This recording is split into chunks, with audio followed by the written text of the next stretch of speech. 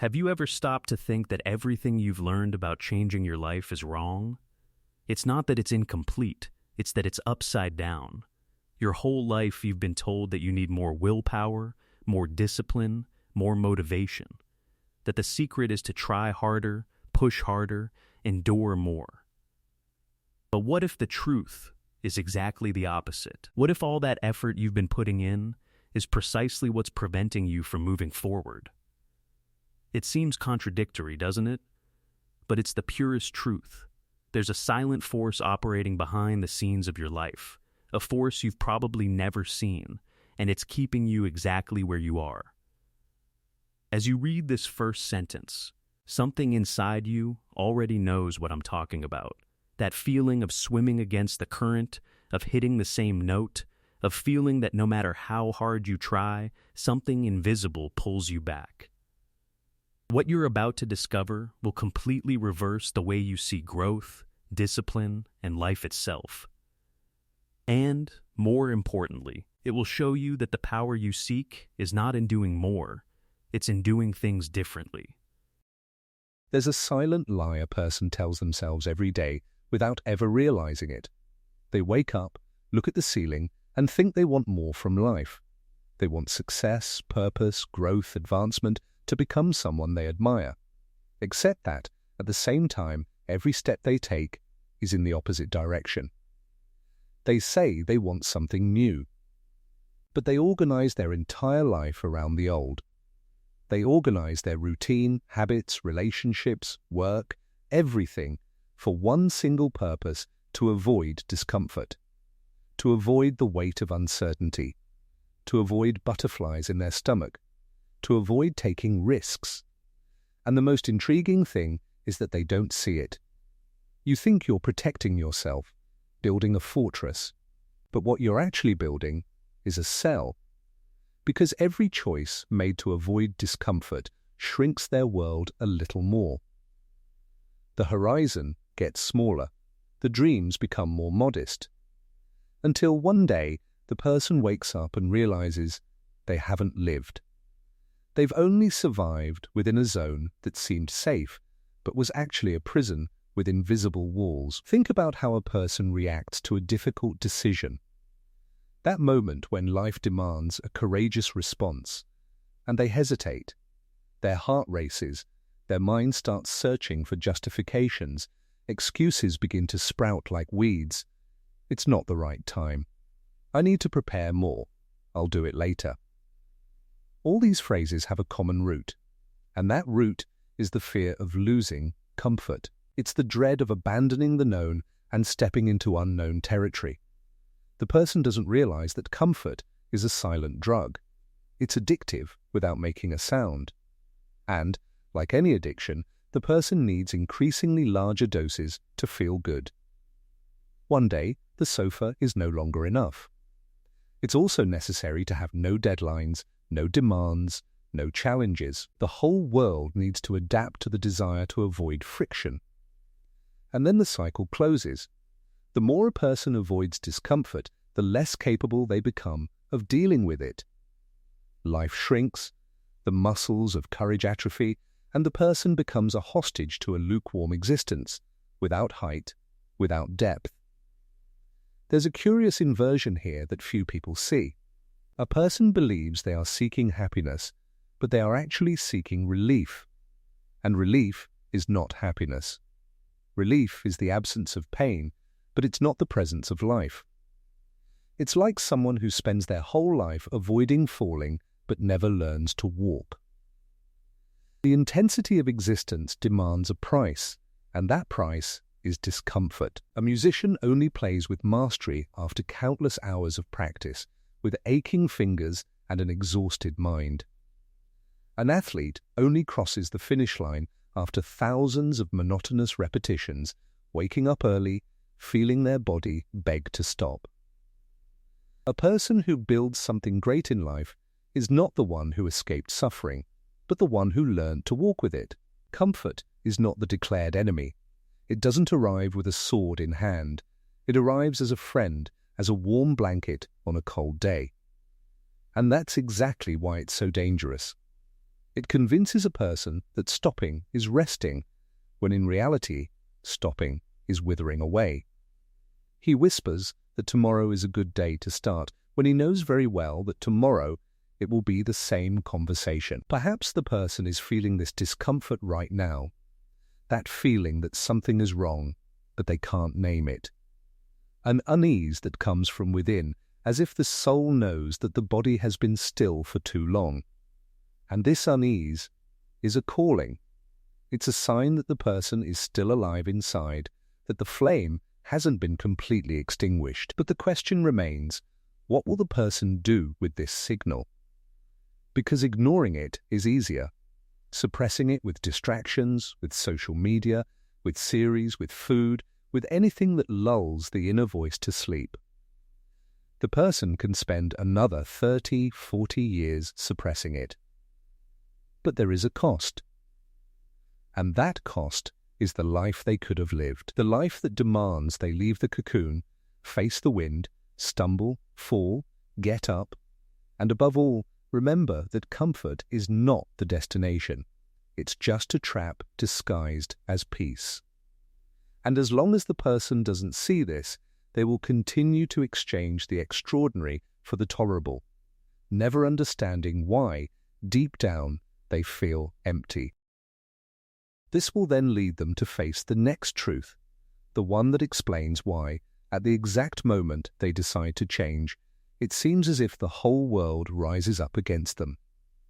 It's curious how a person can spend years longing for a profound transformation and, at the exact moment they decide to take the first step, something inside them screams, "Stop." It's not the outside world rising up against them, not the circumstances, nor the people around them. It's something much more intimate, much more silent. It's a force that operates in the shadows of their own mind, and that does everything to keep everything exactly as it is. The person then interprets this resistance as laziness, as a lack of willpower, as if there was something wrong with them, and they begin to blame themselves. Why can't I do it? What's so difficult about this? But the truth is that it's not a character flaw. It's an antiquated survival mechanism, an internal software that was programmed thousands of years ago for a single task, to protect the person from anything that seems threatening. And change, however positive, always seems threatening to this software. It doesn't know how to distinguish between a real danger, like a lion in the savannah, and a perceived danger, like starting a new project or ending a relationship that's already dead.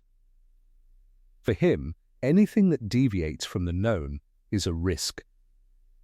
And risk must be avoided. The person who decides to wake up earlier to meditate or study isn't just fighting sleep, they're fighting an entire system that prefers what's familiar. The mind wasn't designed to make a person happy or fulfilled. It was designed to make a person survive within their environment. And survival requires predictability. It means repeating the same patterns that worked yesterday, even if those patterns are destroying their life today. That's why a person stays in a job they hate, in a suffocating relationship, in a routine that makes them sick. Not because they're weak, but because the mind insists on saying, "This is known, this is safe, stay here." The person then underestimates the power of this resistance. They think an extra dose of motivation will solve it. They read an inspiring book, watch a transformative video, feel a surge of enthusiasm, and the next day the resistance is already there, as strong as before.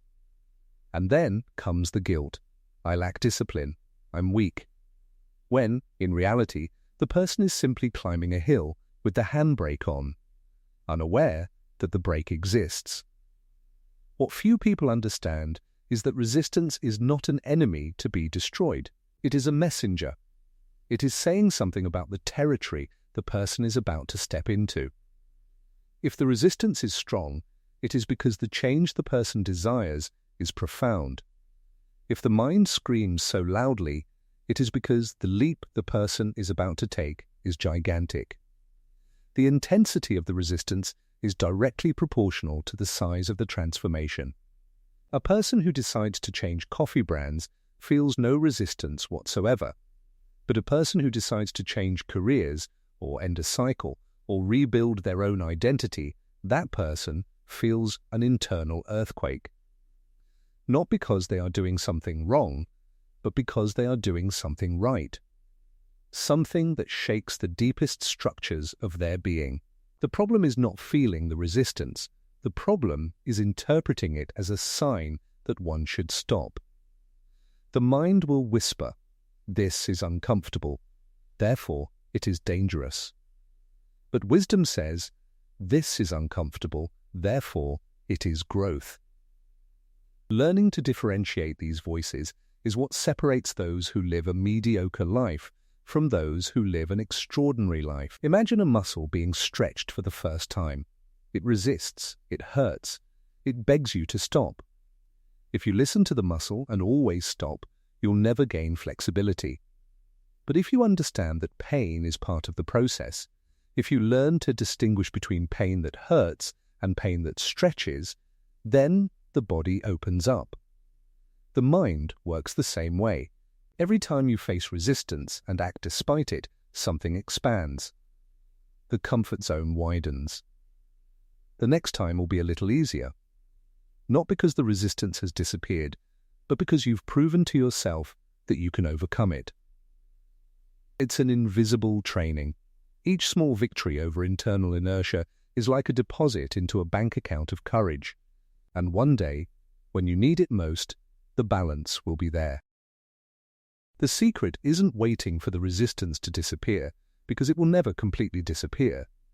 The secret is building a different relationship with it. It's looking at laziness, self-sabotage, fear, and saying, "I see you. I understand you. And I'm going to keep going anyway." Because life doesn't wait for a person to feel ready to happen. It simply happens. And if a person stands still waiting for courage to arrive, they will discover, sooner or later, that courage only comes after the first step, never before.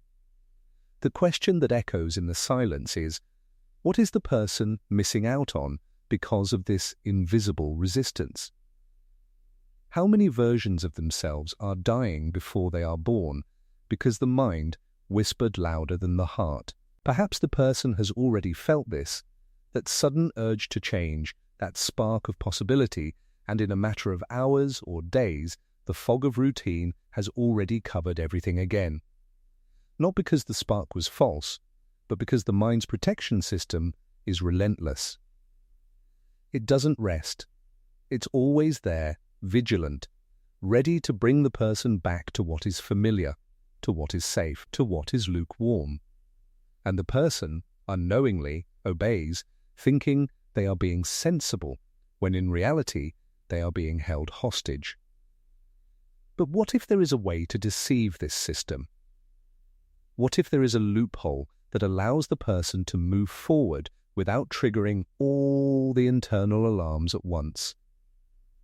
This loophole exists, and it begins with a dangerous illusion that the person needs to dismantle. The belief that one day, magically, they will feel ready. There's a trap so silent, so well disguised, that a person spends their entire life trapped inside it without ever suspecting it. It's called waiting. A person tells themselves they need to be ready before acting. You need to feel confident before trying. You need to be sure before taking a risk. And while you wait for that ideal mental state, time passes. Years go by, and life becomes a long list of things that could have been done, but weren't. The person doesn't realize that readiness isn't a condition achieved before action. It's a consequence of action. It's the result of trying, failing, learning, and trying again. The person inverts the natural order of things. They want to have firm ground before taking the first step, without understanding that the ground only becomes firm under the feet of those who are already walking. Each day of waiting is a day in which fear gains a little more territory. And the larger the territory of fear, the more distant the possibility of acting seems. It's a vicious cycle. The person waits to feel capable, and the more they wait, the less capable they feel. Imagine someone who wants to learn to swim but refuses to enter the water until they master all the theoretical fundamentals of swimming. They read books, watch videos, study breathing techniques, but never set foot in the pool.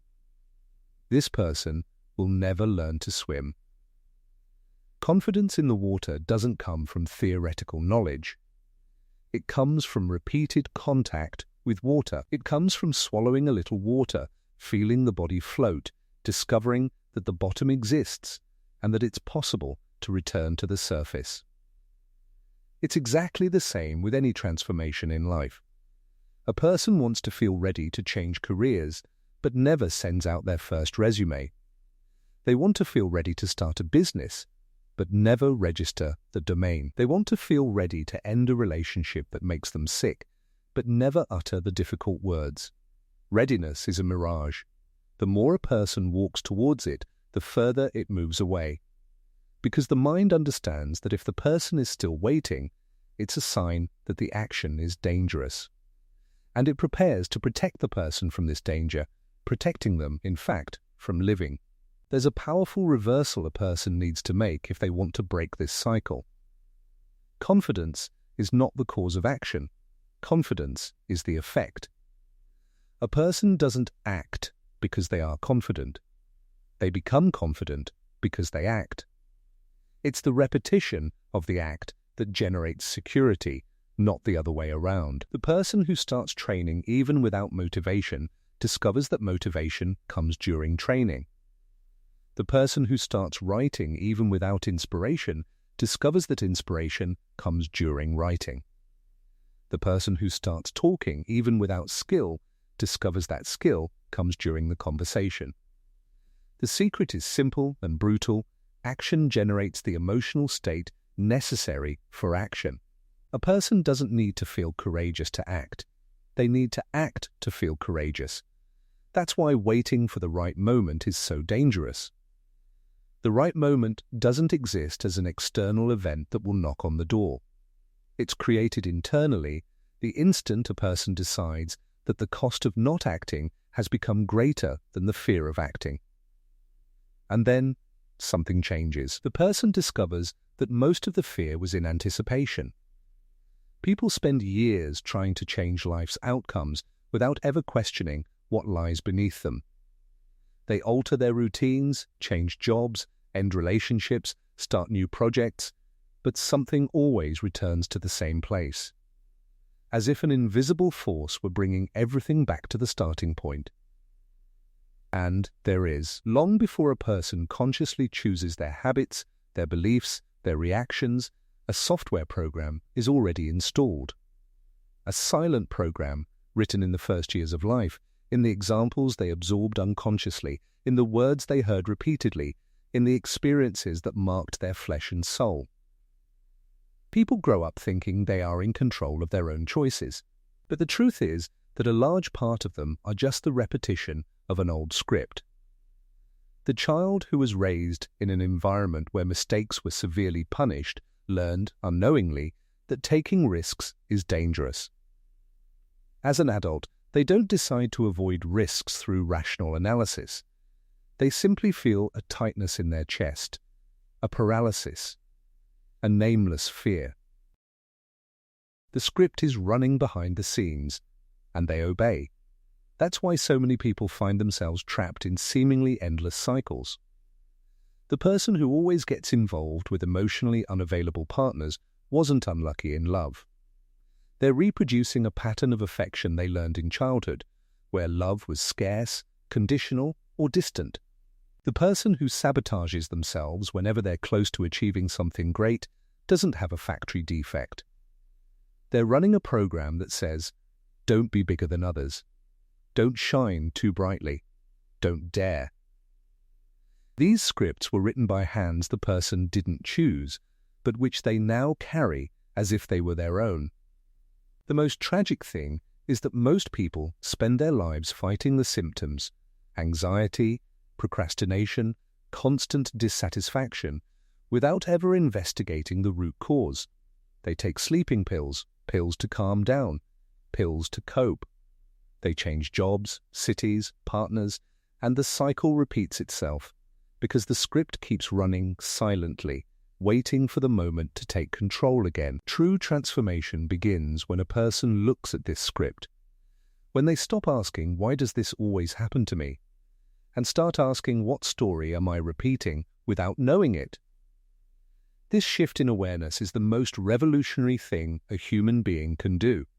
Not because the answers are easy, they are often painful, but because the moment the pattern becomes visible, it loses some of its power. A person who discovers that their difficulty in asking for help stems from a childhood where they were taught never to bother others is already closer to freedom than someone who simply forces themselves to ask for help by brute force, because the first person understood the root cause.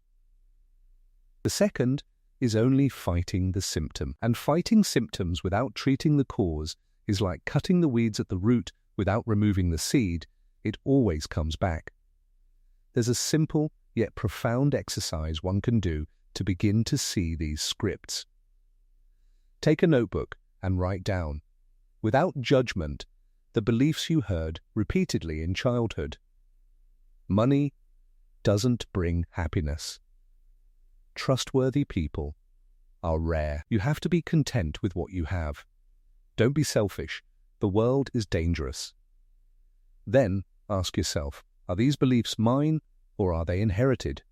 How many of them would I choose today if I could decide now? This simple act of writing already begins to break the spell, because, by naming the script, the person ceases to be a character obeying the script and becomes the author of their own story.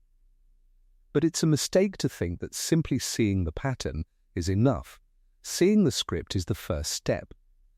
But the real work, rewriting it, requires a kind of energy that few people understand, an energy that doesn't come from willpower, but from something much more subtle and fundamental.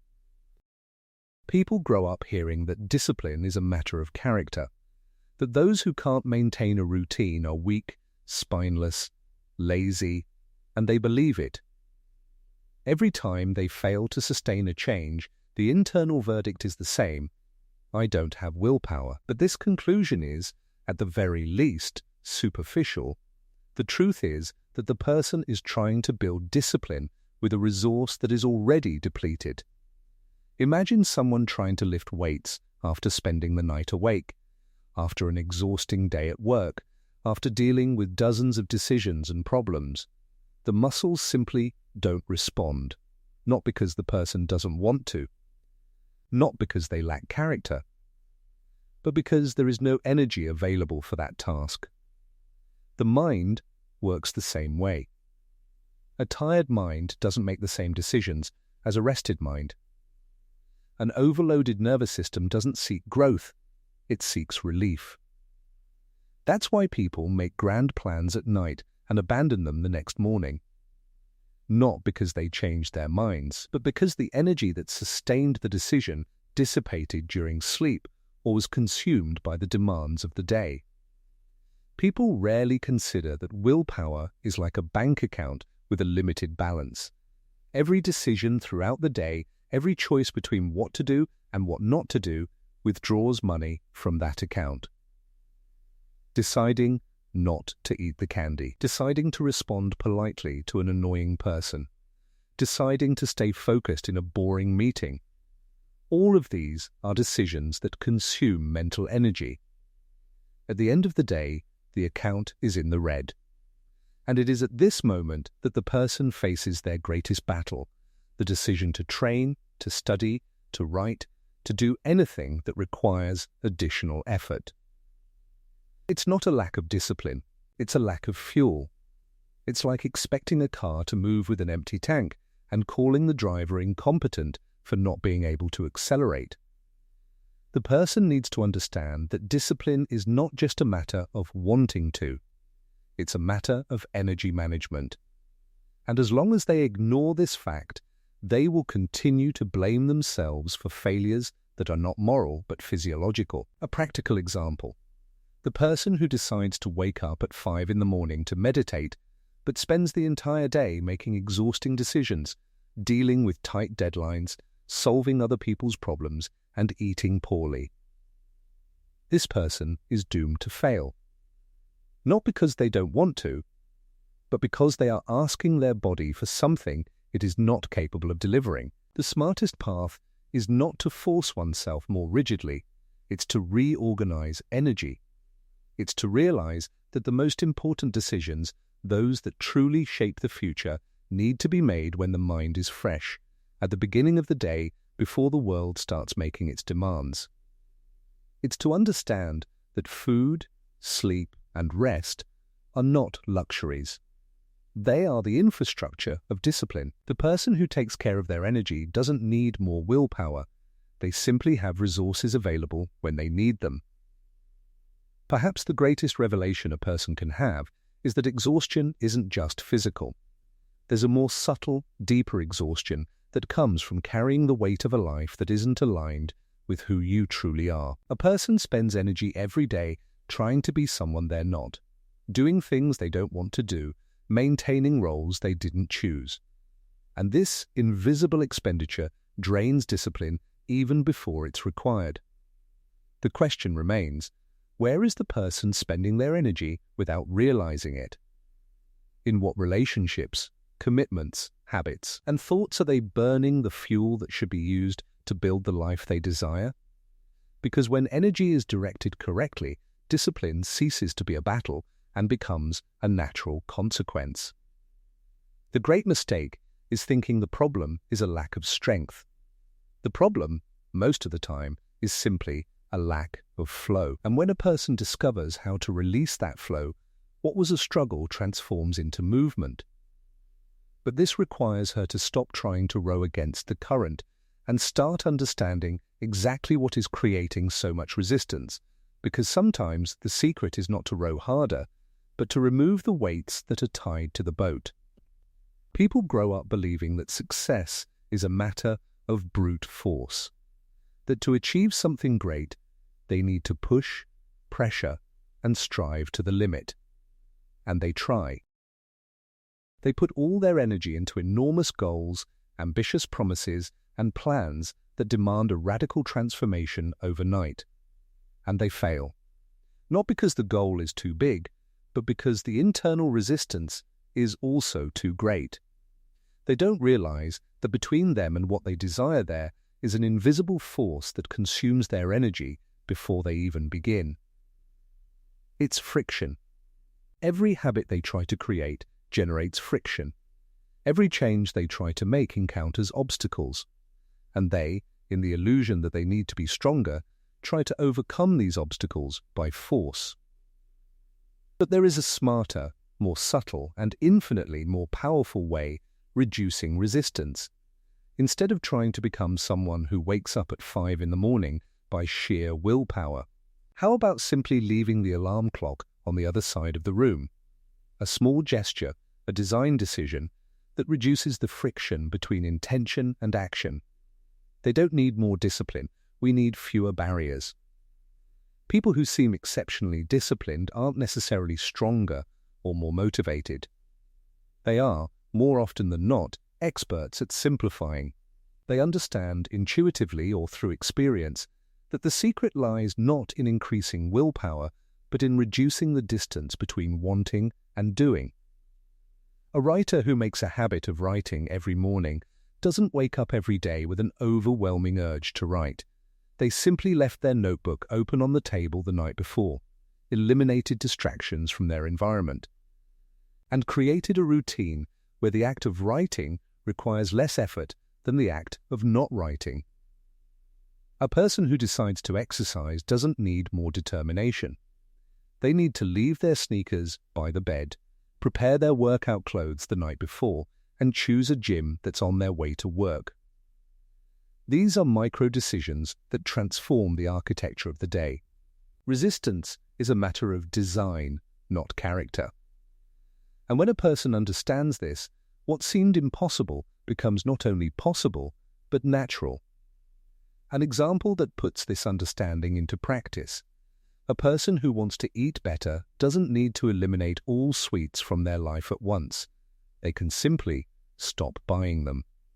They can leave washed and cut fruit in the refrigerator in plain sight, while hiding processed foods at the back of the cupboard. They can prepare Sunday's meals for the entire week, eliminating the daily decision about what to eat. The person isn't fighting against their cravings. They are redesigning their environment so that their cravings don't need to be tested. It's a much wiser strategy than relying on willpower every time. Because willpower is a finite resource that depletes throughout the day. But the environment, when well designed, works 24 hours a day, without needing recharging. The person who understands this stops blaming themselves for failures that are actually design flaws, and they begin, silently, to build a life where the easiest path is also the smartest path. What few people realize is that resistance isn't just in the physical environment, it's also in the mind. It's the limiting beliefs, the stories a person tells themselves, the automatic thoughts that undermine action before it even begins. This is too difficult. I'm not good at this. It's going to go wrong. Each of these thoughts generates internal friction. The person then spends energy fighting against them, trying to convince themselves otherwise, trying to feel confident before acting. And then they become exhausted. The smartest way is not to fight against negative thoughts. It's simply not to argue with them. It's to acknowledge that they are there, to be grateful for their presence, and to act despite them. The person doesn't need to believe they will succeed. They just need to take the first step. The thought says, "You are not capable," and the person responds with an action. Any action, however small. Each small action weakens mental resistance a little more, until one day the person discovers that the mountain that seemed insurmountable was, in fact, made of small obstacles that could be overcome one by one.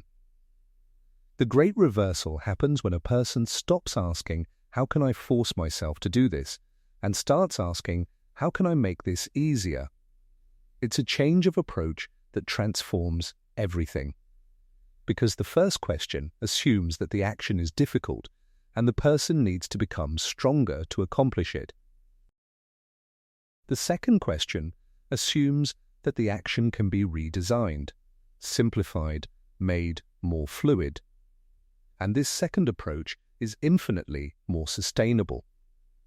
The person who builds a life with less resistance doesn't need constant motivation.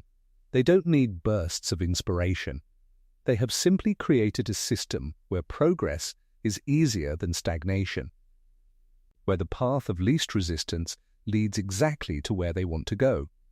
And it is at this point that something deeper begins to happen, because, by reducing external resistance, the person encounters an even more subtle, more ingrained resistance, which is not in the environment or habits, but in the very image they have of themselves.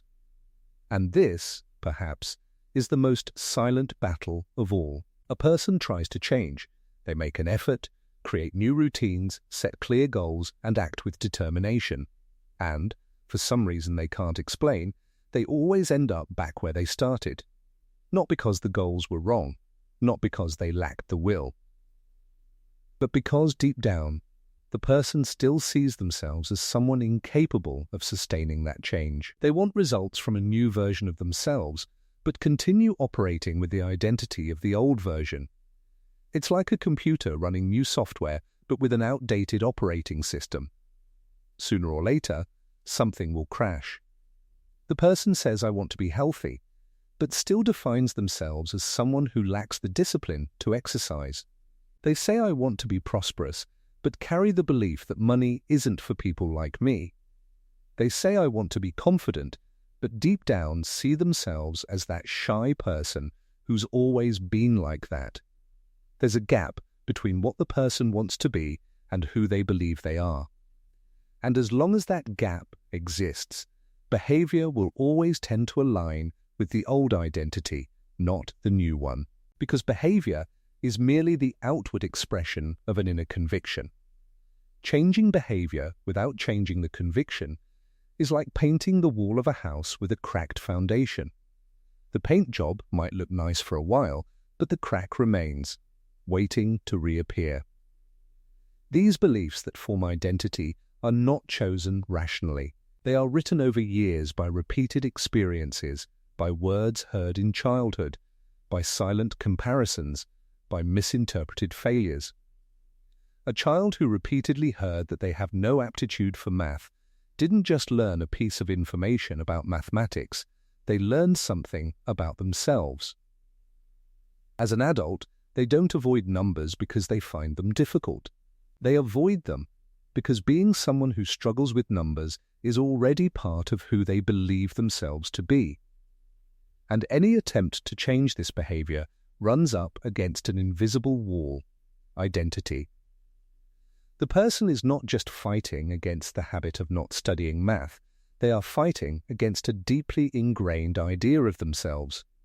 This is why superficial changes rarely last.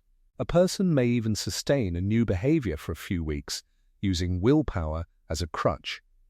But willpower runs out, and the identity, which was never questioned, returns to control. The old behavior returns not because the person is weak, but because it is congruent with who they believe themselves to be. The new behavior, on the other hand, requires them to become a stranger to themselves, and that is deeply uncomfortable. The necessary shift is subtle but powerful. Instead of trying to prove to themselves that they are capable through results, they need to start acting as if they are already the person they want to become. They shouldn't wait for evidence to change their identity, but rather assume the identity first, so that the evidence can emerge later. A person who wants to become a frequent reader doesn't wait to have read 50 books to consider themselves a reader. They begin to call themselves a reader the day they buy their first book and read the first page. They sit down, open the book, and say, "I am a person who reads." At first, it seems like a lie. The brain resists, but over time, the repetition of this small act and this small internal dialogue begins to rewrite the identity. The person stops asking themselves, "Am I capable?" and begins to act from a certainty, "I am that kind of person." It's an abysmal difference. The first approach depends on external results to feel confident. The second approach generates confidence internally, and the results become a natural consequence. A concrete example: a person who wants to lose weight and have a healthy life. As long as they see themselves as someone trying to lose weight, the focus will be on lack, restriction, and sacrifice. Every healthy choice will be experienced as a deprivation. But if they begin to see themselves as someone who takes care of their own body with respect and intelligence, the same choice becomes an expression of identity. It's no longer "I won't eat this because I'm on a diet." It's "I don't eat this because I'm not the type of person who puts just anything into their body." The first sentence sounds like a struggle. The second sounds like alignment. And alignment is sustainable. The struggle is not. A person may even maintain the struggle for a few months, but eventually exhaustion wins.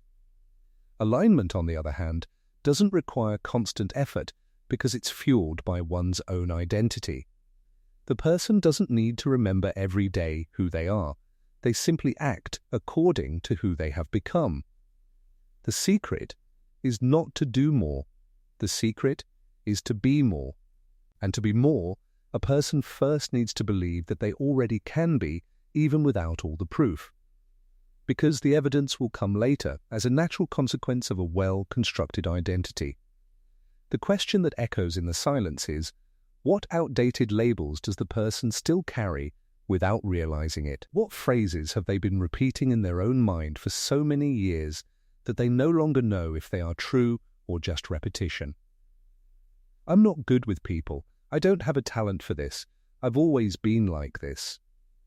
Each of these phrases is a sentence, and the person who repeats them is, unknowingly, renewing their own prison every day. But what if there is a way to break this sentence not with a heroic act, but with small daily actions that prove to the mind that the old label no longer serves? What happens when the person, instead of trying to transform themselves into someone completely different, simply begins to accumulate small pieces of evidence that they are already becoming so? These pieces of evidence, however small, have a silent power to rewrite the identity little by little, without fanfare, without the mind realizing it is being reprogrammed. And it is in this silent reprogramming that true transformation resides. One that does not depend on grand gestures, but on the patient repetition of ordinary days that, without the person realizing it, are building a new version of themselves. People live waiting for the big moment. They believe life will change when something extraordinary happens, a unique opportunity, a stroke of luck, a dramatic turnaround. They measure progress by peaks, by memorable days, by achievements that deserve to be celebrated. Meanwhile, ordinary days pass. Days when nothing special happens. Mondays, days of routine, of small decisions that seem insignificant. And that's exactly where the mistake lies. People underestimate the power of ordinary days because they don't seem important. Waking up on time doesn't seem important. Choosing a healthy meal instead of a quick option doesn't seem important. Reading 10 pages of a book doesn't seem important. But life isn't shaped by rare moments of greatness. It's shaped by the silent repetition of small choices. Each one, in isolation, seems to make no difference. But, like drops of water on a stone, they accumulate. And one day, without the person realizing it, the stone breaks. It's the compound effect working behind the scenes of existence. The person who decides to walk 20 minutes a day sees no results in the first week. The body doesn't change. The weight doesn't decrease. The energy doesn't increase. Easy to give up. Easy to believe it's not working. But the person who persists, who repeats the small gesture every day, is planting invisible seeds. 3 months later, something begins to change. 6 months later, the transformation is visible. A year later, the person is no longer the same. And those looking from the outside see a sudden success. But there was nothing sudden. There was a silent accumulation that no one saw.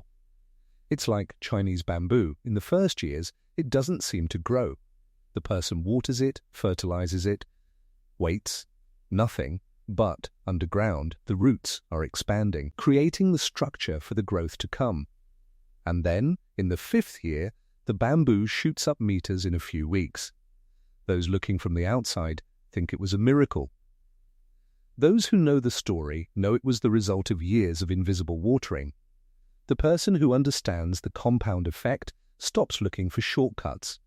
They stop wanting immediate results. You stop getting frustrated because you haven't changed in a week. They know that every small choice is a vote in favor of the person they want to become. One vote alone doesn't elect anyone. But hundreds, thousands of votes over time define the outcome. The person who reads 1 page a day doesn't suddenly become wise, but at the end of a year, they've read 365 pages, the equivalent of several books. The person who saves a small amount every month doesn't get rich overnight. But at the end of a decade, they've built something solid. The person who meditates for 5 minutes in the morning doesn't find instant enlightenment. But at the end of a year, they've cultivated a completely different relationship with their own mind. The secret isn't in the magnitude of the action, it's in the consistency. A small action repeated daily beats a large action done sporadically. Always, because consistency has a geometry that intensity doesn't. It multiplies, it accumulates, it generates compound interest on itself. A concrete example, a person who decides to write 200 words a day. On the first day, it seems ridiculous. 200 words are nothing. But at the end of a month, it's 6,000 words. At the end of a year, more than 70,000 words, an entire book. The person who wrote 70,000 words is no longer the same person who started.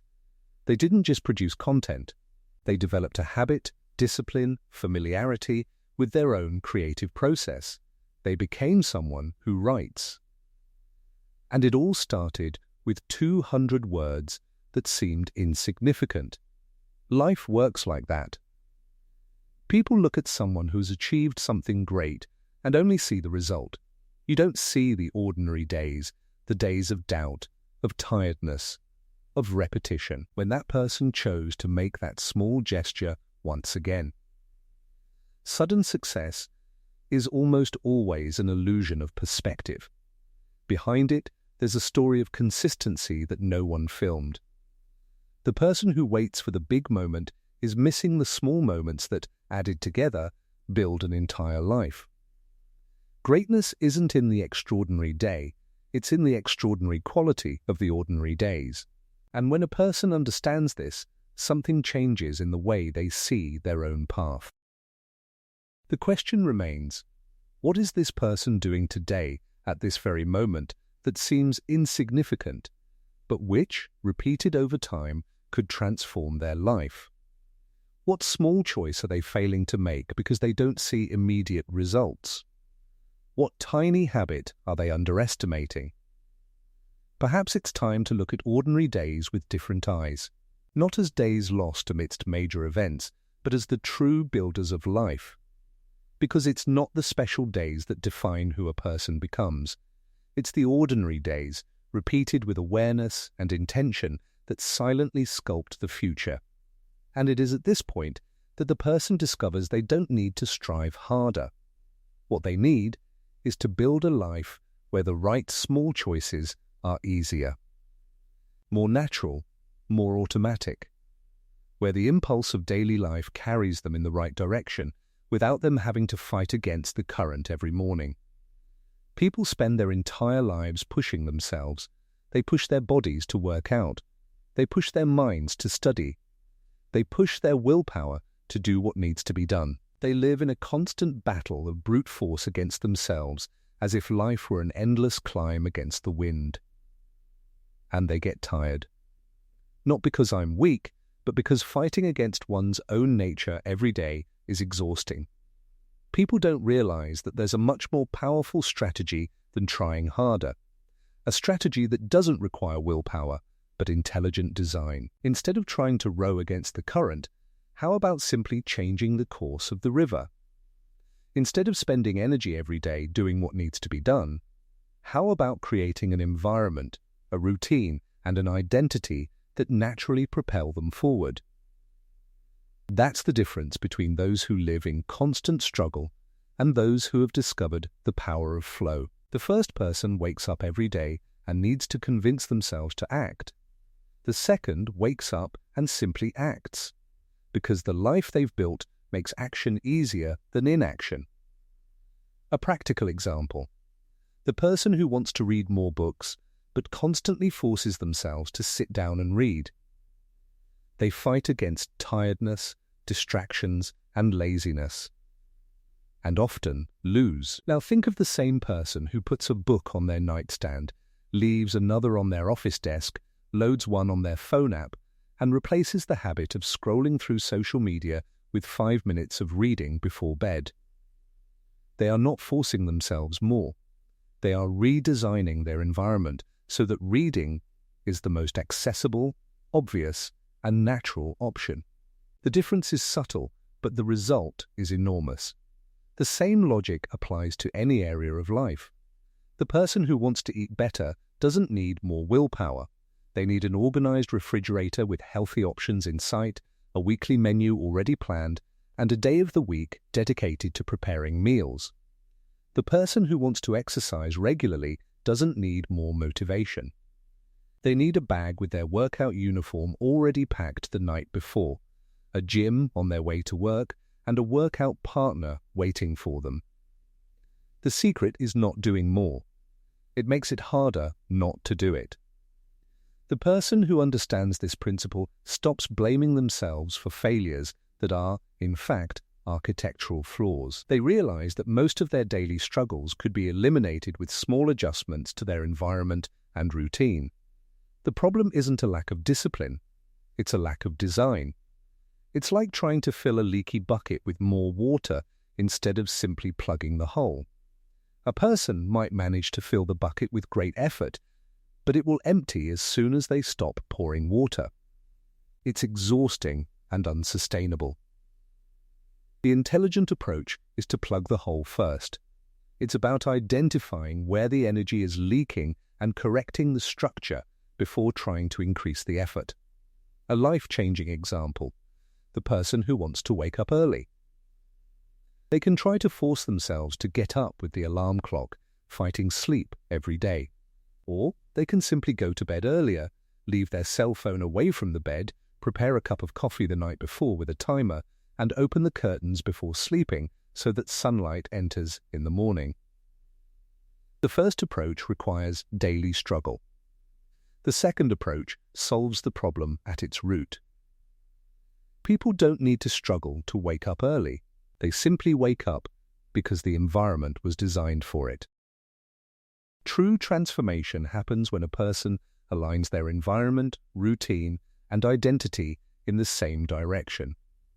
It's no use creating a perfect environment if your identity still says, "I'm not that kind of person." It's no use having a strong identity if your routine is chaotic and disorganized. All three need to move together. The environment makes action easier. Routine makes action automatic. Identity makes action inevitable. When these three elements align, a person discovers something extraordinary. Progress ceases to be a matter of effort and becomes a matter of drive. The current begins to carry the person instead of fighting against it. Mornings cease to be a battle. Choices cease to be a dilemma. Life begins to flow in the direction of growth, not because the person is trying harder, but because they have built a system that naturally propels them forward. The question remains, what can a person change today in their environment so that the next right choice is also the easiest choice? What small adjustment to their routine can eliminate a struggle they repeat every day? Because when a person discovers that they don't need to be stronger, but simply smarter, something opens up. And it's at that point that discipline ceases to be a struggle and begins to simply become who the person is. A person begins this journey believing that the ultimate goal is to achieve a specific objective, to conquer something external, a healthy body, a thriving business, a peaceful mind. But, over time, they discover that true transformation lies not in what they achieve, but in who they become along the way. The final destination is not a result, it's an identity. There comes a point where discipline ceases to be a struggle. Habits no longer seem forced. Growth no longer depends on peaks of motivation or moments of emotional ecstasy. The person simply acts according to who they have become. They don't need to convince themselves every morning. They don't need to fight internal battles to do what needs to be done. Action flows naturally, like water finding its course. And an outside observer might think this person has superhuman willpower. But the truth is simpler. They are no longer striving. They have simply become someone for whom effort is no longer necessary. This is the point where the transformation is complete. Not when a person reaches a certain number on the scale, a certain amount in their bank account, or a title on their resume, but when the person they are becoming is stronger than the person they were before, when the new identity is so ingrained that the old behavior seems strange, almost uncomfortable. The person who has become healthy doesn't need to remember to exercise. Exercise is simply part of their day, like brushing their teeth. The person who has become a reader doesn't need to force themselves to read. The book is a natural companion, and the absence of reading is what causes strangeness. The person who has become disciplined doesn't need to fight laziness. Laziness simply no longer has a place in their new identity. Not because they eliminated it by brute force, but because they built a version of themselves where laziness no longer fits. A concrete example, a person who decides to become someone who meditates every day. At first, it's a struggle. The mind resists. The body wants to stay still doing something else. Each session is a battle. But they persist. Day after day, they sit and meditate, even without the will, until one day, something changes. Meditation ceases to be something they need to do and becomes something they simply do. If for some reason they can't meditate, the day seems incomplete. The absence of the practice causes more discomfort than the practice itself. The person no longer needs motivation to meditate. They have become someone who meditates. And that is a fundamental difference. Motivation is a temporary state which comes and goes like the tides. Identity is permanent.